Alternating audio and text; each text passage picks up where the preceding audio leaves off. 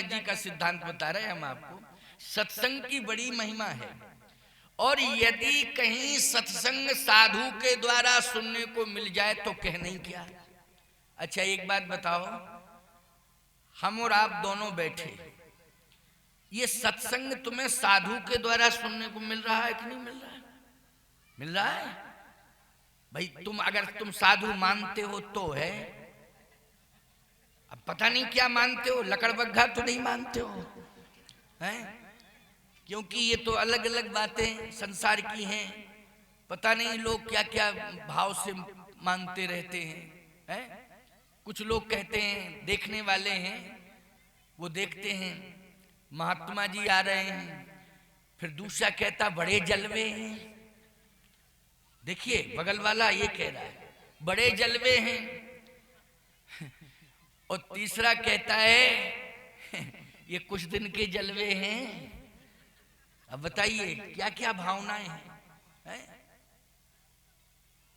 कुछ दिन के जलवे हैं। संत जलवे में नहीं रहते हैं। संत को केवल अगर पसंद है तो ये जलवा दुनिया जाने क्या है। ये जलवा दुनिया के लोग जलवे के महत्व को जानते होंगे, महात्मा अगर जानता है तो केवल वो सत्संग जानता है, वो जानता है तो केवल यजन जानता है, वो जानता है तो जीवन में केवल भजन जानता है और कुछ नहीं जानता है। यजन भजन पूजन के अलावा साधु को क्या लेना देना, क्या दुनिया का जलवा होता है। और ये भौतिक साधन जो हम लोगों के साथ चलते हैं, ये सब तुम्हारी देन है, हमारी उपलब्धि नहीं है कुछ भी। ये तो तुमने ही उपलब्ध कराए सब। कहे महाराज आपने आशीर्वाद दिया, मेरा काम इतना बढ़िया बन गया कि आज हमारे घर में 10-10 गाड़ियां खड़ी हैं, एक गाड़ी हम आपको भेंट कर रहे हैं। बताओ भाई, ये गाड़ी तुमने दे दी, लेकिन हमारा जलवा गाड़ी से नहीं है, हमारा जलवा दाढ़ी से। बोलो है कि नहीं? ये हमारा जलवा है, ये दाढ़ी, ये हमारी शोभा है। बोलो है कि नहीं है ये शोभा? ये तो संसार की उपलब्धियां संसार वालों के द्वारा मिली हैं, लेकिन ये जो भेष हमें मिला है, जिसे दाढ़ी कहते हैं, जो भेष मिला है, ये संसार के द्वारा नहीं, सदगुरु के द्वारा मुझे प्राप्त हुआ है। यही सबसे बड़ा जलवा है मेरा, जो गुरुदेव के द्वारा मुझे भेष मिला है। इसी भेष पर मैं बार बार अपने गुरुदेव भगवान के श्री चरणार विंदों में नित्य स्तवन करता हूं, और उनके इस कृपा को स्वीकार करता हूं, और सदा गुरुदेव का वंदन स्तवन करता रहता हूं कि मेरे गुरुदेव ने कृपा की है, तब ये स्थिति आई। आज का दिन भी क्या है? गुरुवार है ना? क्यों गुरुवार ही है? देखो अपने आप गुरुवार है तो गुरु की बात याद आ गई। बोलो आ गई गुरु की बात याद कि नहीं? और सत्संग की बात, सत्संग सुनने के लिए आपको माध्यम बनाना पड़ेगा। किसको? गुरु को। किसे माध्यम बनाना पड़ेगा? गुरु को। बिना गुरु के सत्संग सुन ही नहीं सकते हो, बिना गुरु के कल्याण हो ही नहीं सकता है। भगवान राम को भी गुरु की आवश्यकता पड़ी।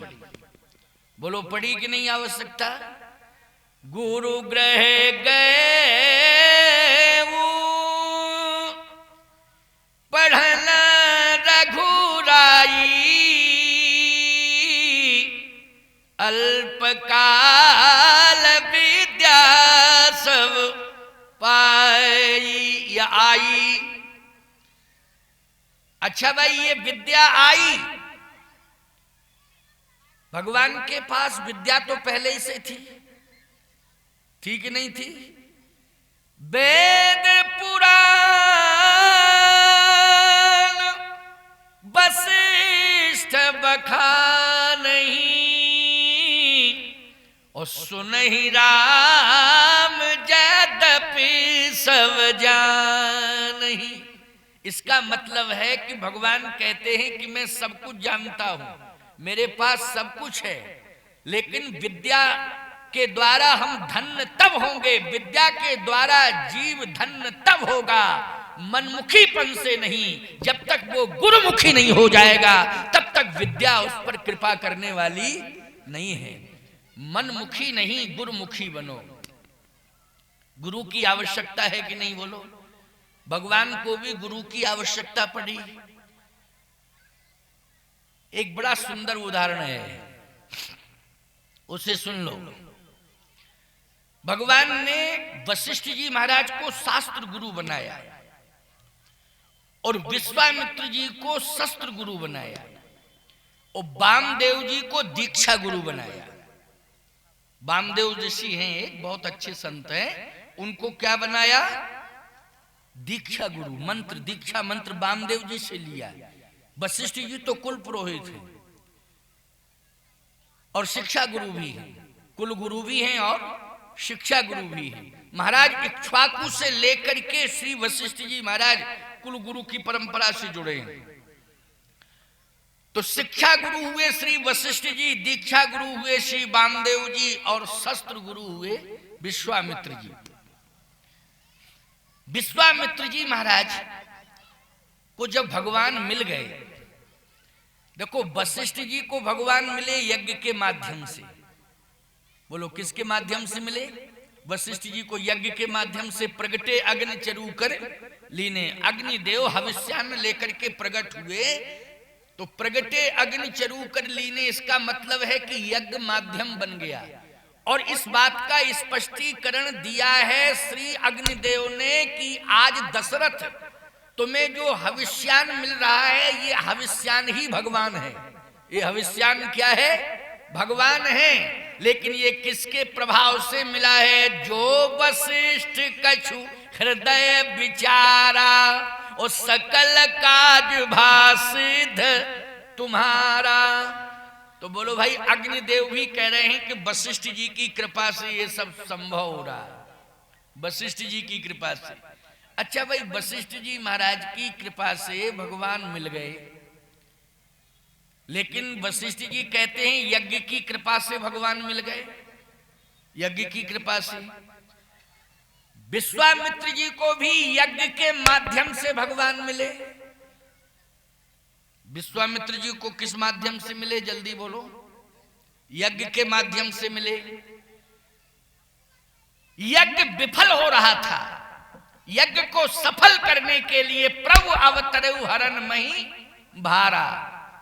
भगवान का अवतार अयोध्या में हो गया है। यज्ञ जब तक भगवान नहीं मिलेंगे मुझे, मेरा यज्ञ सफल होने वाला नहीं है। यज्ञ के प्रभाव से वशिष्ठ जी को भगवान मिले, लेकिन भगवान ने गुरु बनाया, शिक्षा गुरु बनाया। सब कुछ होने के बाद भी शिक्षा गुरु बनाया है तो वशिष्ठ जी को बनाया। शास्त्र गुरु, शस्त्र गुरु बनाया है श्री विश्वामित्र जी महाराज को।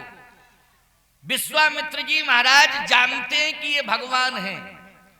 तब ऋष निज नाथें जिये चीनी, विद्या निधिकों विद्या दीनी। जानते हैं कि ये भगवान हैं, लेकिन विद्या निधि हैं। बोलो है ना विद्या निधि, लेकिन विद्या दीनी। तो बोलो परंपरा है कि नहीं, कि सब कुछ होने के बाद भी गुरुमुखी होना चाहिए। आपके पास कुछ भी हो, सब कुछ हो, सर्व गुण संपन्न आप हो, लेकिन जो परंपरा चली आ रही है उस परंपरा के साथ आपको जुड़ना पड़ेगा। बोलो जुड़ना पड़ेगा कि नहीं? मैं कहता हूं कि ज्ञानी का सम्मान होता है, ज्ञानी का सम्मान होता है, लेकिन बाप अगर ज्ञानी नहीं है, बेटा ज्ञानी है और ज्ञानी का सम्मान होता है, तो ईमानदारी से बताओ, परंपरा यही है कि चाहे जितने बड़े ज्ञानी हो जाओ और बाप चाहे जितना बड़ा अज्ञानी हो, लेकिन ज्ञानी पुत्र को अज्ञानी बाप का सम्मान करना पड़ेगा।